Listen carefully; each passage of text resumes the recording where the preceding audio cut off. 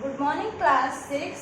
This is our English book, Real English, a multi-skill language course for class 6. So, students, last class में हमने poem number 11 discuss की थी life. तो आज हम इसकी बैक एक्सरसाइज डिस्कस करेंगे और इस पोएम को कंप्लीट कर देंगे. तो स्टार्ट करते हैं क्वेश्चन नंबर 1 से. कॉम्प्रिहेंशन सेक्शन में A1 part choose the correct answer. तो इनमें से हमें करेक्ट ऑप्शन को फाइंड आउट करना है. फर्स्ट रीड करते हैं. The poem life is about. तो हमने पोएम को डिटेल में समझा था. तो अब हमें बताना है कि पोएम किसके बारे में है. A person who regrets not doing a lot of things. एक ऐसे आदमी के बारे में जो कि बहुत कुछ नहीं कर पाया, उस चीज के लिए उसने पश्चाताप किया, यानी कि वो उसको इस चीज का गिल्ट था कि उसने बहुत कुछ नहीं किया.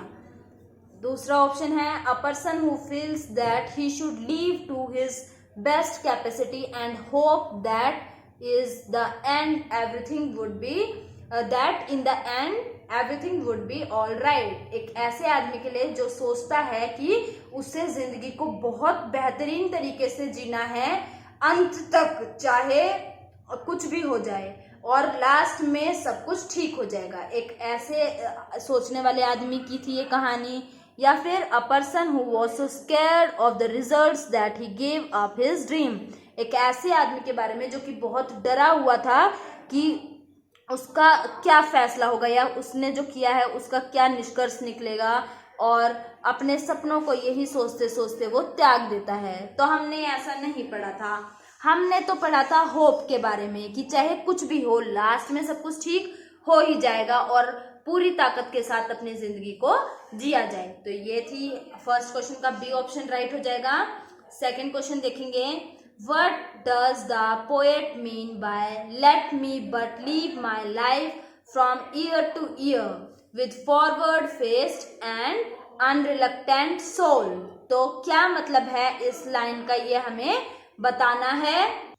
ऑप्शन ए है the poet wants to do what he likes without fear and hesitation. कि पोएट वो करना चाहता है, हर वो काम करता है जो उसे पसंद है बिना डरे या झिझके, वो सभी काम करे. तो ये बात बिल्कुल ठीक है. नेक्स्ट ऑप्शन भी देख लेते हैं. The poet does not want to plan his whole life in advance, but want to take things as they happen. तो पोएट कहता है कि वो प्लान नहीं करता कि फ्यूचर में क्या होने वाला है, उस चीज के बारे में एडवांस प्लानिंग नहीं करता. And wants to take things as they happen. और जो चीज जैसे चल रही है उसे वैसे ही चलने देने में उसे कोई प्रॉब्लम नहीं है. तो ये बात भी बिल्कुल ठीक है. थर्ड ऑप्शन देख लेते हैं एक बार. The poet wants to be very cautious in planning his life so that he does not regret anything. कि पोएट ये इतना ज्यादा इच्छुक है कि फ्यूचर में क्या होने वाला है उसके बारे में प्लानिंग करके कि उसको किसी चीज का रिग्रेट नहीं है, पश्चाताप नहीं है. तो ये बात हमने कहीं नहीं पढ़ी. ए और बी ऑप्शन ठीक है. देखो यहाँ बोला है चूज द करेक्ट आंसर या आंसर्स, तो एक से ज्यादा भी पार्ट हो सकते हैं. तो ये नहीं देखना कि एक हो गया तो बस वही ठीक है और नहीं होंगे, इसीलिए हम सारे ऑप्शन हमेशा पढ़ते हैं. ठीक है ना. नेक्स्ट देखते हैं third question. What kind of approach to life do this line imply. Not hurrying to, not turning from the goal, not mourning for the things that disappear in the dim past. कि बिना डरे, बिना चिंता किए, और nor turning from the goal, बिना अपने रास्ते से, अपने गोल, अपनी मंजिल से भटके हुए, ना ही पुराने चीजों के बारे में विलाप करते हुए आगे बढ़ना है. While the poet does not want to make any definite plans for the future, he does not want to lose his focus either. तो ये बात बिल्कुल ठीक है कि पोएट जब एक प्लान डिसाइड किया हुआ है कि फ्यूचर में उसको क्या करना है तो उसी की तरफ बढ़ता रहे, और कुछ भी हो जाए, कैसे भी परिस्थिति आ जाए, वो अपना फोकस खोए नहीं. उसको पता है कि उसकी क्या मंजिल है और वो उसी की तरफ बढ़ता रहे. तो ये बात बिल्कुल ठीक है. बाकी के ऑप्शन भी पढ़ेंगे फिर भी. The poet admits to losing focus in his long term plans due to his flexibility. तो ये बात हमने कहीं नहीं पढ़ी, और ऐसा नहीं था कि पोएट ये बात मानता है कि उसका फोकस खो रहा है लंबे समय के प्लान में, क्योंकि बहुत फ्लेक्सिबल है, यानी कि बहुत सारे चेंजेस हो सकते हैं प्लान में। नहीं, ऐसा कुछ नहीं था, क्योंकि पोएम में पोएट पहले ही कह रहा है कि चाहे कुछ भी हो जाए, जो गोल डिसाइड कर लिया उसी की तरफ जाना है, चाहे रास्ता कितना भी कठिन क्यों ना आ जाए। तो ये बात हो गई गलत। थर्ड ऑप्शन भी देख लेते हैं। The poet does not want to have any regrets about the thing gone by and opportunities missed. तो poet does not want to have, वो नहीं रखना चाहता कोई भी पश्चाताप की भावना या कोई भी दुख नहीं रखना चाहता जो टाइम बीत गया उससे रिलेटेड, या जो उसके सामने अपॉर्चुनिटीज मिस हो गई, जो वो काम नहीं कर पाया, उन चीजों के लिए कोई दुख नहीं रखना चाहता अपने मन में। ये बात भी बिल्कुल ठीक है, तो ये ऑप्शन भी करेक्ट हो जाएगा। नेक्स्ट देखते हैं। Read the second stanza of the poem and use the words in the box to complete the paraphrase. Okay, poem को दोबारा से देखना है और फिर इसको फिल करेंगे। देखते हैं एक बार रीड करके। In the second stanza, the poet says that even if there will be dash times in the future when he would feel sad or dash, or good times when all will be well, he would never give up the dash that he had when he was just a dash। तो कुछ समझ में नहीं आया, थोड़ा थोड़ा एक बार पहले हम क्या करते हैं, पोएम को सेकंड स्टैंजा रीड कर लेते एक बार।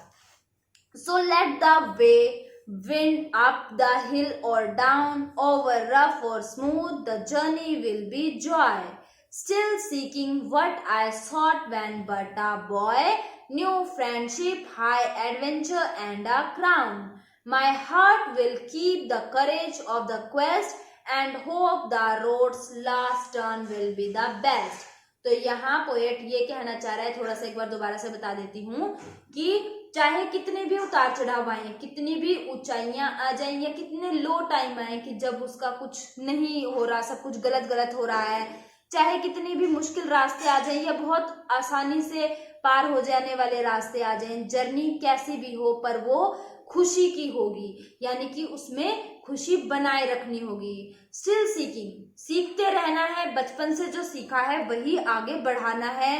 न्यू फ्रेंडशिप मिलेंगी, बहुत सारे एडवेंचर करने का मौका मिलेगा और एक अच्छी पोजीशन भी मिलेगी।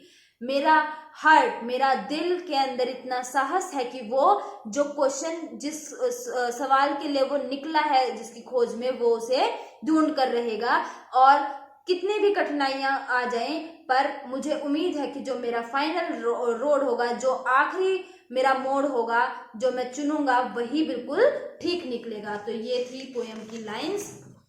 अब हम देख लेते हैं एक बार इसके अंदर हमने क्या फिल आउट करना है, क्या फिल करेंगे। यहाँ कुछ वर्ड्स दिए हुए हैं। In the second stanza the poet says that even if there will be dash time, तो कैसा टाइम हो जाएगा, डिफिकल्ट टाइम आ जाएगा, ठीक है, कितना भी मुश्किल समय क्यों ना हो, DIFFICULT, difficult times in the future, when he would feel sad, जब वो दुखी महसूस करे, और डैश, दुखी महसूस करे और हारा हुआ महसूस करे, डिफीटेड और डिफीटेड, DEFEATED, हार जाए, और गुड टाइम्स या फिर अच्छा समय आ जाए, when all will be well, जब सब कुछ ठीक हो। He would never give up the dash, तो वो किसको नहीं छोड़ेगा, होप को नहीं छोड़ेगा, ठीक है, आशा फिर भी नहीं छोड़ेगा, चाहे कितनी भी मुसीबतें आ जाए या कितनी भी अच्छा समय आ जाए कि अब तो सब ठीक हो गया, सब भूल जाए, ऐसा नहीं करेगा। That he had when he was just a, जब वो एक छोटा बच्चा था, he was just a boy, तो तभी से वो नहीं छोड़ेगा इन चीजों को। आगे देखते हैं। When he was young, the poet wanted to meet new dash and make friends. तो पोएट क्या चाहता है, न्यू एडवेंचर करना चाहता है, फर्स्ट लाइन में ही दिया है, तो यहाँ आ जाएगा adventure, ADVENTURES, adventures and make friends, and have a lot of dash, और बहुत सारी क्या हो जाएंगी, अनसर्टेन, ठीक है ना। और बहुत कुछ क्या है, अनसर्टेन, यानी कि जिसका उसे नहीं पता कि फ्यूचर में क्या होने वाला है। And have a lot of uncertain, UNCERTAIN, uncertain. He continues to pursue the same things, वो कंटिन्यू चलता रहेगा, जो उसे करना है वही करता रहेगा। Thought the future is dash, the poet affirms his dash and dash to reach his goal. तो देखेंगे यहाँ पे क्या आना चाहिए, दो द फ्यूचर इज, हालांकि जो फ्यूचर है वो कैसा है, देखेंगे क्या आना चाहिए यहाँ, though the future is dash, the poet affirms his dash and dash. यहाँ आना तो एडवेंचर चाहिए, है ना। देखो, when he was young the poet wanted to meet new, adventure नहीं करेंगे, यहाँ हम फ्रेंड करेंगे, जो सेंस है कि वो लोगों से मिले और न्यू फ्रेंड, क्योंकि इसके अलावा और कहीं भी पीपल नहीं आ सकता। पीपल हमें गिवन है तो हमें फिल करना पड़ेगा, है ना। तो हम एडवेंचर को इरेज करके और यहाँ पे क्या फिल करेंगे, पीपल फिल करेंगे, ठीक है।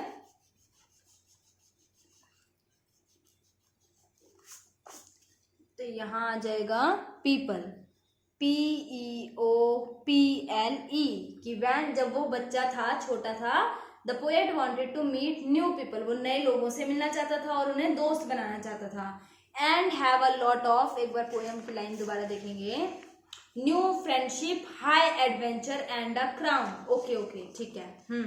तो इसके अकॉर्डिंग फिल करेंगे, न्यू फ्रेंड्स बनाना चाहता था वो, और adventure, have a lot of adventure, ठीक है। एडवेंचर्स वो बहुत ज्यादा करना चाहता था, तो इसको अनसर्टेन को भी हटाएंगे यहाँ से, और यहाँ क्या आ जाएगा, एडवेंचर। तो लिखेंगे ADVENTURES,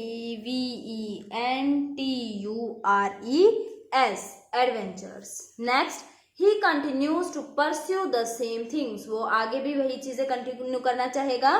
दो द फ्यूचर इज, हालांकि जो फ्यूचर है वो कैसा है, अनसर्टेन है ना। फ्यूचर में बहुत सारी चीजें हैं जो नहीं पता है, तो यहाँ पे आ जाएगा uncertain, UNCERTAIN,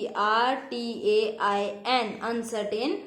the poet affirms his dash and dash to reach his goal, तो पोएट अफर्म करता है अपना क्या, अफर्म हिज, दो वर्ड आ सकते हैं, एक तो आ सकता है विलिंगनेस और एक आ सकता है होप, या फिर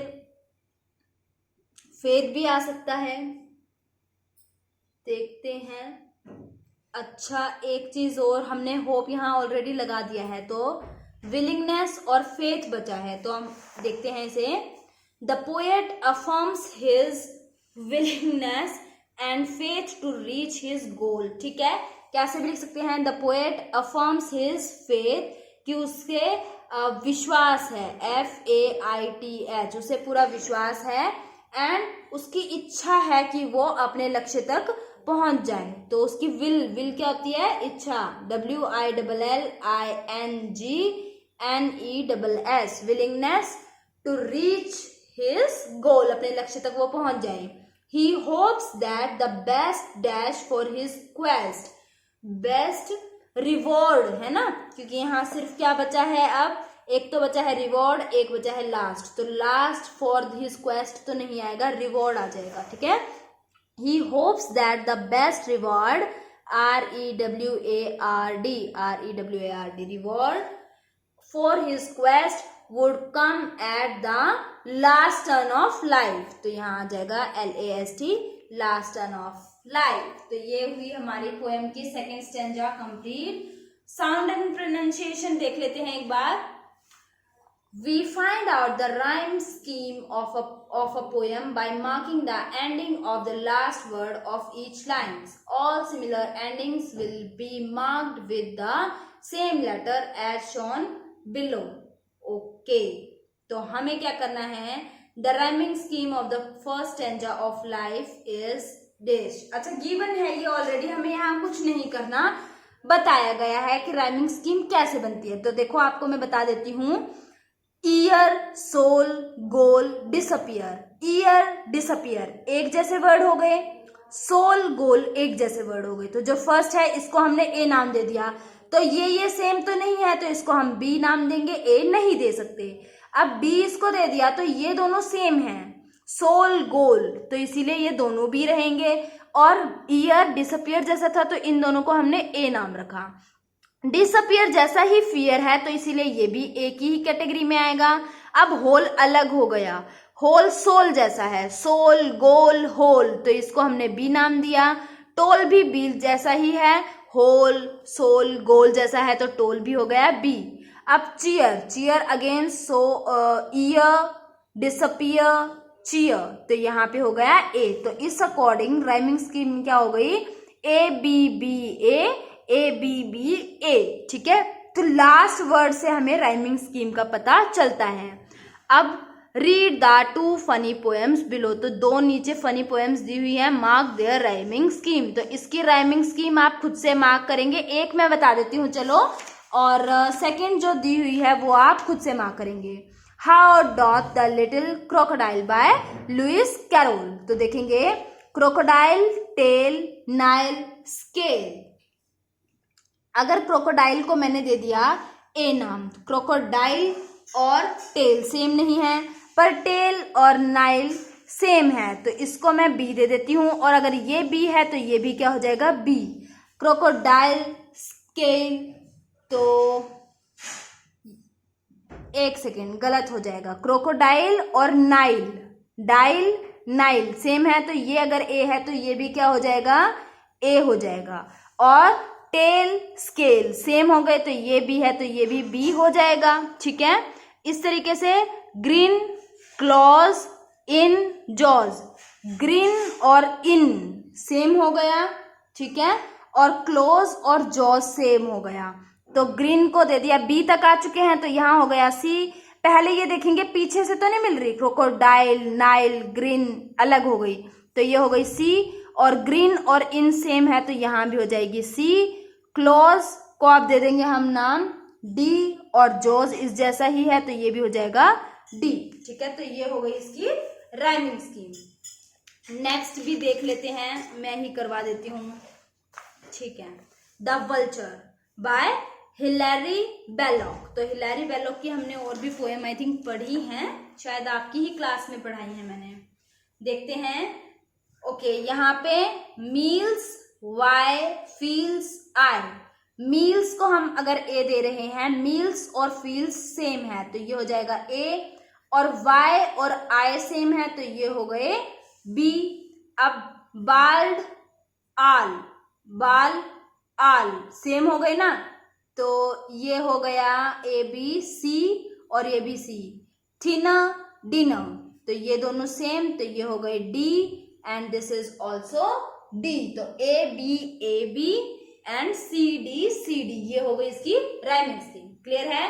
तो इसी के साथ आपका ये चैप्टर बिल्कुल कंप्लीट हो गया है। आप इसे अच्छे से लर्न करेंगे, अपने बुक में या नोटबुक में इसे फिल करेंगे। नेक्स्ट क्लास में हम chapter number 12 save the children discuss करेंगे। Okay, so that's all for today. Thank you and have a nice day.